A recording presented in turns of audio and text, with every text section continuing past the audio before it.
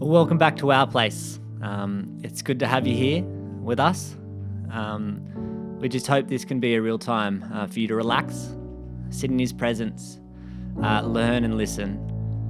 We want to just invite you into a space now where you can join us in singing, hear a word, and then hopefully discuss that with people that you're with at the moment. We just want to create a space for you right now. So why don't you join us?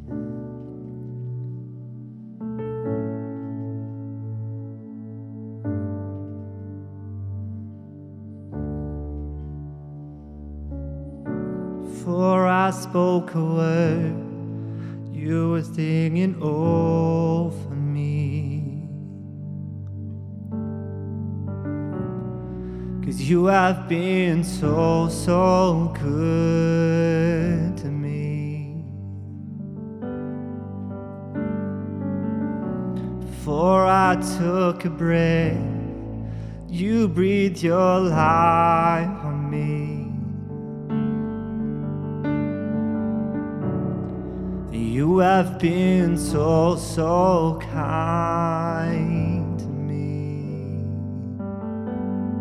'Cause oh, the overwhelming, never-ending, reckless love of God. Oh, it chases me down flights till I've found here's the 99. I couldn't earn it, I don't deserve it.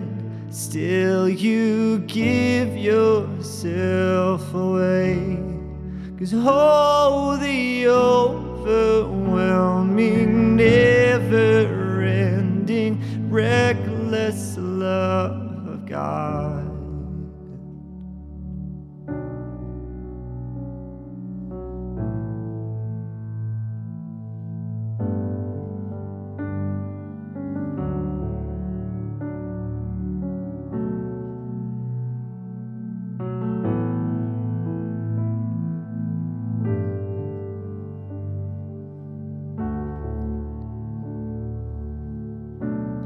When I was your foe, still your love fought for me. 'Cause you have been so good to me. When I felt no worth, you paid it all for me. 'Cause you have been so kind to me. 'Cause oh, the overwhelming, never-ending, reckless love of God. 'Cause oh, He chases me down flights till I've found here's the 99. 'Cause I couldn't earn it, I don't deserve it. Still you give yourself away. 'Cause oh, the overwhelming, never-ending, reckless love of God. Yeah.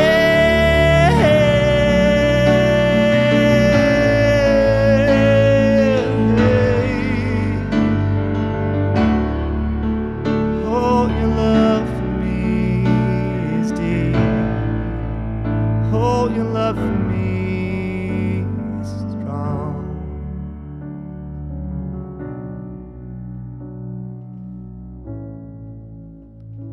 We listen out for you. We listen out for you now. We sing it out. No shadow you won't light up, mountain you won't climb up, coming after me. There's no wall you won't kick down, lie you won't tear down, coming after me. There's no shadow you won't light up, mountain you won't climb up, coming after me. There's no wall you won't kick down, lie you won't tear down, coming after me. There's no shadow you won't light up, mountain you won't climb up, coming after me. There's no wall you won't kick down, lie you won't tear down, coming after me. There's no shadow you won't light up, mountain you won't climb up, coming after me. There's no wall you won't kick down, lie you won't tear down, coming after me. 'Cause oh, the overwhelming, never-ending, reckless love of God, oh, it chases me down flights till I've found here's the 99. I couldn't earn it, I don't deserve it, still you give yourself away. Oh, the overwhelming, never-ending, reckless love of God.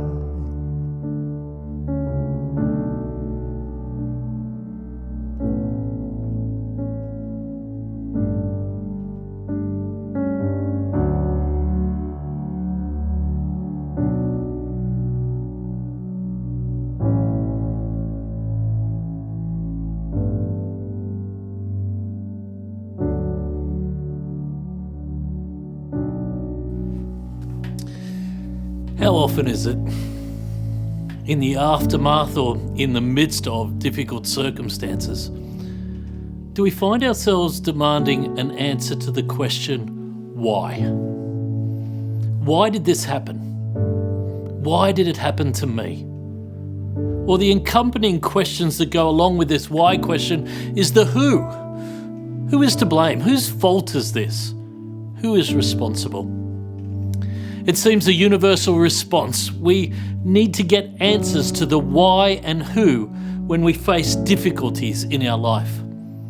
Have you felt this? Have you asked these questions? So let's ask firstly, what drives us so passionately to seek the answers to these questions in the face of challenges? And I want to suggest to you tonight two motives, two drivers that you may have others, but I want to just suggest two.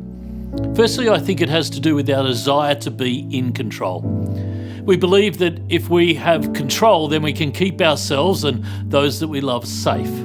So it follows, if I can understand why bad stuff happens to you or to me, then this will give me the power, the control to avoid it happening or happening again. If I know why, then I can take some level of control over it happening. You know, the saying is that knowledge is power. And if we have the power of the knowledge as to the why and who, then we think we can create the safety we crave. The second place I think these questions come from is kind of this sense of our demand for justice. Someone has to pay. I need to know who so that I can sit in judgment and deliver punishment and satisfy my desire for justice. Now, justice sometimes more accurately is known as revenge. There might be other motivations like closure. I need to know and understand the story so I can move on. Well, in Scripture, we read that the disciples meet a blind man and ask these questions. They see this guy who's born blind and they question Jesus, why and who? Who's to blame? Was it because of his own sins or his parents' sins? Why was he born blind? Who is to blame? I mean, maybe you're asking these questions now in circumstances of your life. Maybe you're living in the frustration and disappointment of the never-ending inquiry of why did this happen? At times in my life, I've allowed myself to become twisted in the anguish of the lack of explanation as to why and who. And maybe you know that anguish. Maybe you know that never-ending circle of trying to find answers. Many of us, when we can't find a suitable answer, we question, is it God to blame? And many place the blame for evil that happens in their life squarely on the shoulders of God. Or maybe you've submitted yourself to the unquestionable desire to execute punishment, so you're demanding to know who's to blame. I've seen people spend large parts of their lives trapped and haunted by these unanswerable questions. Well, Jesus invites you into a new story. What Jesus wants us to see is that if you ask another question in the face of your circumstances, then from the new story that is birthed in the new question, you can live a totally different life. Same life circumstances, but lived through and responded to from a different question can lead you into a radically different life. So let's explore this a bit together. What is intriguing is the disciples ask Jesus why and who, but Jesus doesn't answer their question. Now, I would put to you that Jesus doesn't answer their question because they do not have the capacity to comprehend the answer. Now, this is hard for us to accept, but we are unable in this complex, interconnected, random, broken world that is under the influence of evil, where the choices of men and women interplay with a spiritual supernatural realm, a realm that we see dimly into and don't have the full understanding of, all that come together to concoct a cocktail of life that we cannot unravel in a way that gives us enough clarity of explanation to answer the why or the comprehension of sit in judgment of the who. Now, I get that modern people have trouble with accepting that the answers are beyond their comprehension and that judgment is beyond their ability. So we keep searching and we keep demanding that we are given the understanding we desire. To stop asking the why and who questions, we must firstly come to this place of acceptance that I don't have the understanding to unravel the complexities of life's circumstances. It's really, if you will, an acceptance that I am not God. And we've always had a problem with not being God. So to get free, we need to stop asking the wrong question if we are able to start to ask the right question, a new question. So let me ask you, firstly, can you do that? Can you come to a place of peace where you will never know the answer to your why and who questions?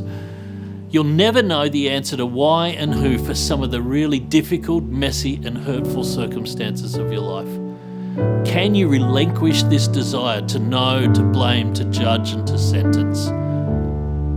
As is always the case in Scripture, we're invited to die in order to be resurrected into new life. And this is the model of the kingdom. This is how the kingdom comes. We die to these desires, this questioning, and we come alive, be resurrected, if you will, into and through a new question. And this leads us to new life. Now, I hear you say, that's easier said than done. And yes, of course it is. It's always easier to give direction than it is to walk in it. But don't extend that to say it's not possible. I compassionately invite you to look at the effort you're investing and the pain and the misery and the emotional toll upon yourself, the cost upon your life, if you will, of the questioning you are currently investing in. And I ask you, if you were to take all that energy and put it into the fight for freedom and the explanation of a new question, what would your life look like? So the first step is to say to Jesus, I hand over to you all my why and who demands and questions. I realize that it is beyond me to accept that I'm not called to sit in judgment. I give up the pursuit now that I trust your judgment and your keeping. You see, that's the dying part. The dying part is when we accept that we no longer want the answers to why and who. Now let's look at about new life. The new question. The disciples ask, Why was this man born blind? Was it because of his own sins or his parents' sins? Now, as we said, instead of answering, Jesus poses a new question. Jesus says the real question to ask when we are faced with the challenges of life is, what is God going to do? Jesus says this happened so the power of God could be seen in him. Now, one of the most challenging truths for us to stand in faith in, to live our lives in, is the fact that in every circumstances of life, even the really bad ones, God has a redemptive plan for your life. He is postured to bring out of every circumstance in your life. His posture is to bring his good to you. And this is why Paul writes to the church in Rome in their difficult circumstances and encourages them. He says to them, we know that God causes everything to work together for the good of those who love God and are called according to his purposes for them. He writes that in Romans 8:28. In everything, do you hear that? In everything, in your circumstance, in your mess, in your pain, in the things that you are facing right now, God is ready to bring it all together for good. I know when we're in the thick of the pain and the confusion, we can't see how this is possible. But this rarely comes about as you expect it to. You see, God works supernaturally in ways we could have never imagined to bring about his redemptive good. I know in my hardest days, the days when I had the questions of who and why and was tormented in my search for answers, it was only when I changed my question, when I changed my view, did I follow God into an amazing story of redemption over my life. A story, as I look back now, I could have never anticipated that he would have written. I could have never seen his redemptive plan coming, the shape it would take, the way it would take, what it would mean, how it would shape me as a man. I could have never anticipated what he was going to do. A story that changed my life was built in those circumstances of why and who and the pain of that circumstance. And I can say now, on the other side of the pain, that what God did in those circumstances have changed my life totally, and I would never have wanted to miss it. I don't want to go back to those difficult circumstances, but I'm so appreciative that in those circumstances I changed my question, and I now carry the beauty of God's redemption upon my life, through my life, and to those around my life. Friends, here's the thing. God is ready to do something amazing in your mess, in your pain, your really difficult life circumstances. God is poised to bring his good. The question is, can we change our question to see it come to pass? You see, whilst God is postured and has the power to release his plan of redemption in your circumstance, his posture and power always awaits your engagement and your acceptance. God is waiting for you to ask the right question. The question is, God, how will your power, your glory, you be seen in these, my circumstances? It's when we put down our why and who questions and we ask for his presence, his plans, and his good. Now we are postured to see his redemptive plan come. You see, friends, what I want you to see is when you ask a new question, your life is shaped in a new direction. Or let me put it this way to you. The question you empower will shape your life story.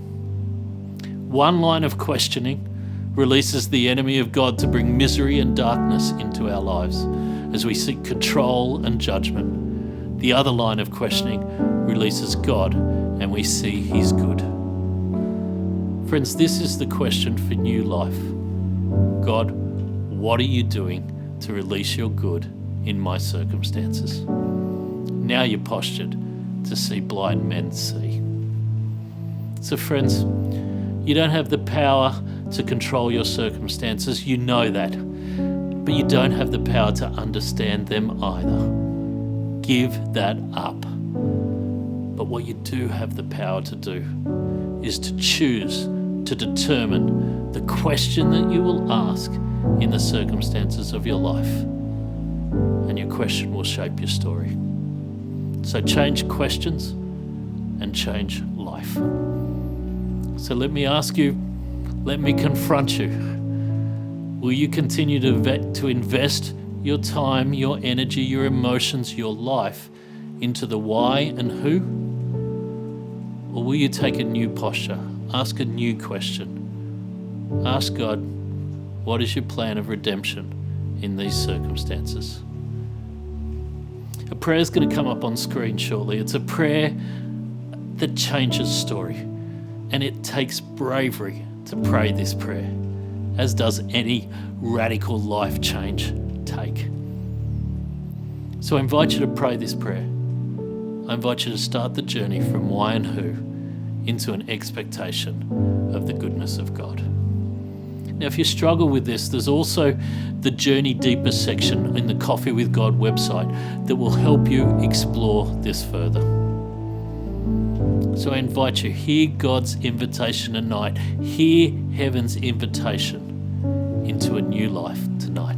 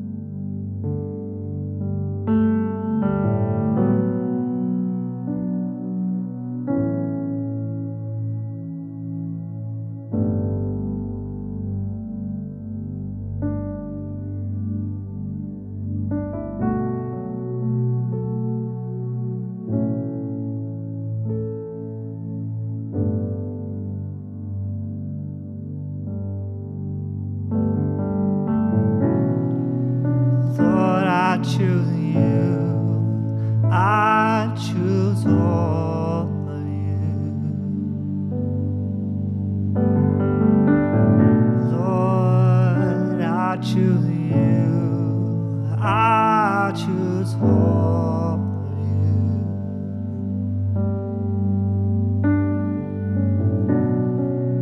Lord, I choose you. I choose all of you.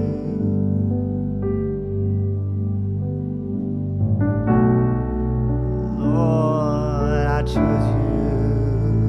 I choose all of you.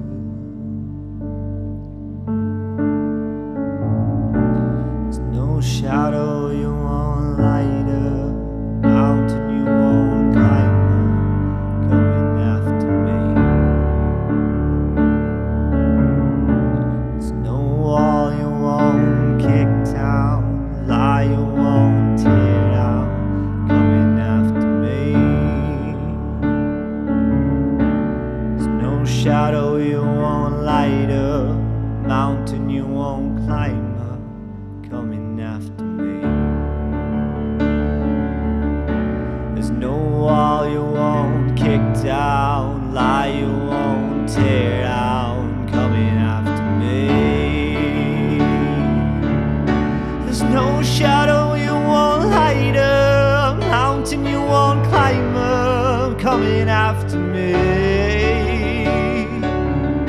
There's no wall you won't kick down, lie you won't tear down, coming after me. There's no shadow you won't light up, mountain you won't climb up, coming after me. There's no wall you won't kick down, lie you won't tear down, coming after me.